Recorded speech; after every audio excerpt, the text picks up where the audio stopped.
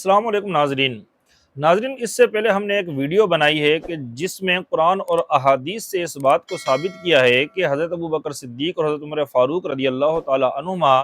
حضرت عائشہ صدیقہ رضی اللہ تعالی عنہا کے حجرے میں نبی پاک صلی اللہ تعالی علیہ وسلم کے ساتھ جو دفن ہیں یہ ان کی بہت بڑی خصوصیت اور فضیلت ہے۔ یہ ویڈیو اگر آپ نے نہیں دیکھی تو آپ اس لنک کے اوپر جا کر دیکھ سکتے ہیں۔ اس فضیلت کے انکار کے لیے اہل سنت و جماعت کے مخالفین کی طرف سے جو تیسرا اور آخری بڑا اعتراض کیا جاتا ہے وہ یہ ہے کہ یہ جگہ جہاں حضور علیہ الصلوۃ والسلام، حضرت ابوبکر اور حضرت عمر دفن ہیں، یہ جگہ حضور علیہ الصلوۃ والسلام کی ملکیت تھی، سیدہ عائشہ صدیقہ رضی اللہ تعالی عنہا کی ملکیت نہیں تھی۔ اور اہل سنت و جماعت کے نزدیک نبیوں کی مالی وراثت بھی تقسیم نہیں ہوتی، تو نبی پاک صلی اللہ تعالی علیہ وسلم کی بیویوں کو اور حضرت عائشہ صدیقہ رضی اللہ تعالی عنہا کو یہ گھر، یہ حجرے وراثت میں بھی نہیں مل سکتے۔ تو اس وجہ سے یہ جگہ جو ہے حضور علیہ الصلوۃ والسلام کی ملکیت تھی، نبی پاک صلی اللہ تعالی علیہ وسلم کی بیویوں کی ملکیت نہیں تھی۔ تو حضور کی ملکیت ہونے کی وجہ سے حضور علیہ الصلوۃ والسلام کا تو یہاں دفن ہونا بنتا تھا، لیکن حضرت ابوبکر صدیق اور حضرت عمر فاروق رضی اللہ تعالی عنہما کا یہاں دفن ہونا یہ ایک غیر شرعی عمل ہے۔ اب یہ اعتراض اس لیے کیا جاتا ہے کہ اگر یہ بات تسلیم کر لی جائے، یہ مان لیا جائے یا یہ ثابت ہو جائے کہ یہ جگہ سیدہ عائشہ صدیقہ رضی اللہ تعالی عنہا کی ملکیت تھی، تو پھر بہت ساری فضیلتیں جو سیدہ عائشہ صدیقہ اور حضرت ابوبکر صدیق اور حضرت عمر رضی اللہ تعالی عنہما کے لیے ثابت ہوتی ہیں وہ بھی ماننی پڑیں گی۔ تو اس وجہ سے اس بات کا انکار کیا جاتا ہے۔ تو اسی اعتراض کے جواب میں ہم یہ آج کی ویڈیو ریکارڈ کر رہے ہیں۔ سب سے پہلے لیتے ہیں وراثت کے مسئلے کو۔ ناظرین، یہ ایک اٹل حقیقت ہے کہ اہل سنت و جماعت کے نزدیک نبیوں کی مالی وراثت تقسیم نہیں ہوتی، اور یہ خود نبی پاک صلی اللہ تعالی علیہ وسلم ہی کا فرمان ہے جو ان کی اپنی کتابوں میں بھی موجود ہے، کہ جس کا اسکین آپ اس وقت اسکرین پر ملاحظہ کر رہے ہیں۔ تو اس لیے اہل سنت و جماعت نے یہ کبھی نہیں کہا کہ یہ حجرے جو تھے نبی پاک صلی اللہ تعالی علیہ وسلم کی بیویوں کو وراثت میں ملے تھے۔ دوسری بات یہاں پر یہ سمجھنے والی ہے کہ سیدہ فاطمہ رضی اللہ تعالی عنہا نے حضرت ابوبکر صدیق رضی اللہ تعالی عنہ سے جو نبی پاک صلی اللہ تعالی علیہ وسلم کی وراثت کا مطالبہ کیا تھا، وہ بنو نذیر، خیبر اور فدق کی کچھ زمینوں میں وراثت کا مطالبہ کیا تھا، ان گھروں میں وراثت کا مطالبہ نہیں کیا تھا، جس سے یہ بات پتہ چلتی ہے کہ سیدہ فاطمہ رضی اللہ تعالی عنہا کو بھی یہ اتنی بات معلوم تھی کہ یہ گھر نبی پاک صلی اللہ تعالی علیہ وسلم نے اپنی زندگی میں اپنی بیویوں کے لیے تیار کروائے ہیں، کہ جو ان بیویوں کی ملکیت ہیں۔ اس لیے سیدہ فاطمہ رضی اللہ تعالی عنہا نے بھی ان گھروں میں وراثت کا مطالبہ نہیں کیا۔ تیسری بات یہاں پر یہ سمجھنے والی ہے کہ صحیح بخاری شریف کی حدیث نمبر 4034 ہے، جس کا اسکین آپ اس اسکرین پر ملاحظہ کر سکتے ہیں، کہ جس طرح سیدہ فاطمہ رضی اللہ تعالی عنہا نے نبی پاک صلی اللہ تعالی علیہ وسلم کی وراثت کا مطالبہ کیا تھا، ٹھیک اسی طرح نبی پاک صلی اللہ تعالی علیہ وسلم کی بیویوں نے بھی حضرت ابوبکر صدیق رضی اللہ تعالی عنہ سے نبی پاک صلی اللہ تعالی علیہ وسلم کی وراثت کا مطالبہ کیا تھا۔ تو جو جواب حضرت ابوبکر صدیق رضی اللہ تعالی عنہ نے سیدہ فاطمہ رضی اللہ تعالی عنہ کو دیا تھا، وہی جواب نبی پاک صلی اللہ تعالی علیہ وسلم کی بیویوں کو بھی دیا، کہ نبی پاک صلی اللہ تعالی علیہ وسلم نے خود فرمایا ہے کہ ہم نبیوں کی مالی وراثت تقسیم نہیں ہوتی۔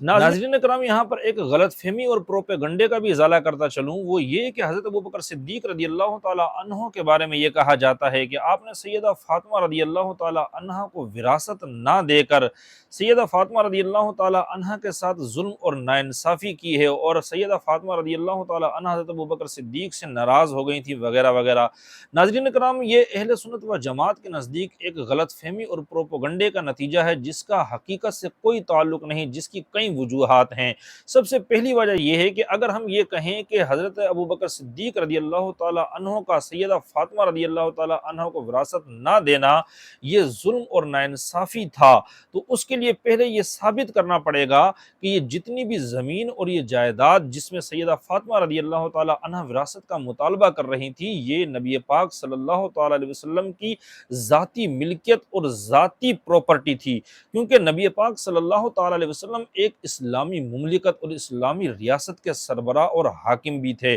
تو نبی پاک صلی اللہ تعالیٰ علیہ وسلم کے پاس یہ جو ساری جائیداد اور زمینیں تھیں یہ آپ کی ذاتی پراپرٹی اور ملکیت نہیں تھی، بلکہ بیت المال یا قومی خزانے کا بھی حصہ تھیں۔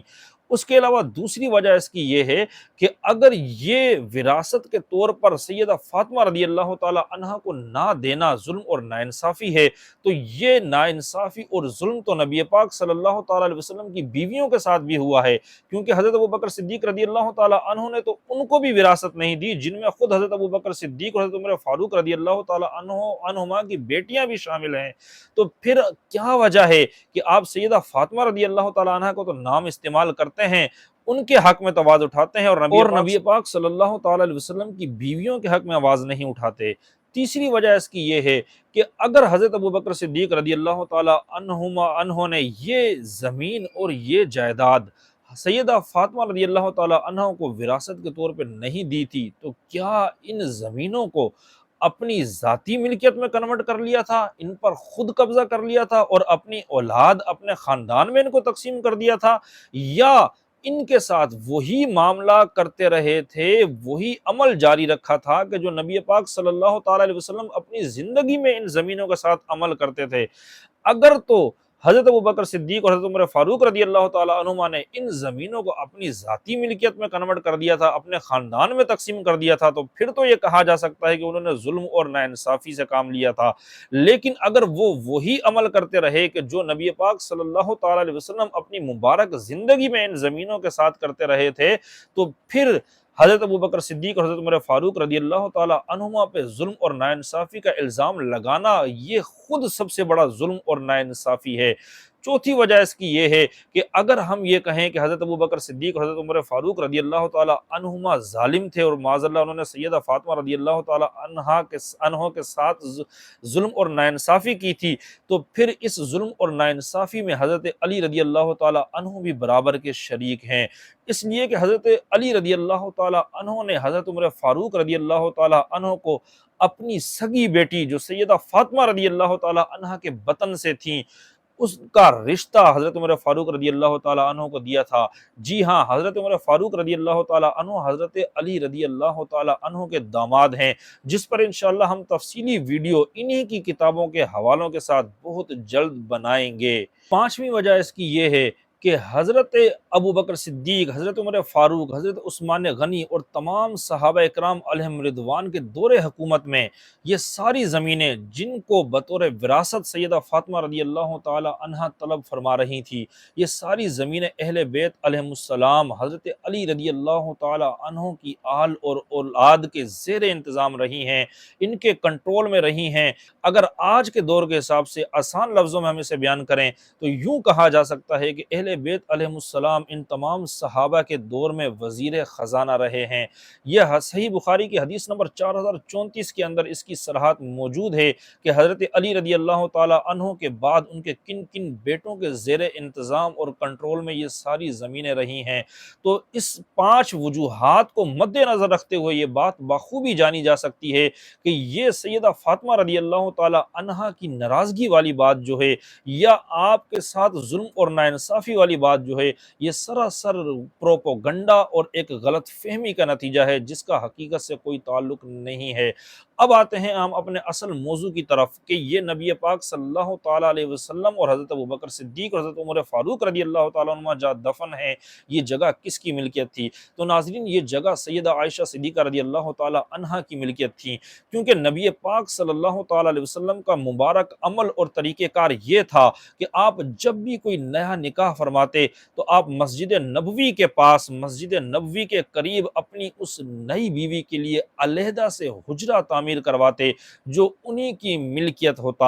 حتیٰ کہ سیدہ عائشہ صدیقہ رضی اللہ تعالی عنہا کے لیے باقاعدہ روایت کے اندر اس بات کی صراحت بھی موجود ہے۔ یہ الطبقات الکبریٰ کی 8ویں جلد کا صفحہ نمبر 132 آپ کے سامنے موجود ہے۔ اس کی عبارت میں آپ الفاظ ملاحظہ کریں، کیا الفاظ ہیں؟ وَبَنَا رسول اللہ صلی اللہ تعالی علیہ وسلم لعائشہ بیتہا، نبی پاک صلی اللہ تعالی علیہ وسلم نے سیدہ عائشہ صدیقہ رضی اللہ تعالی عنہا کے لیے گھر تعمیر کیا۔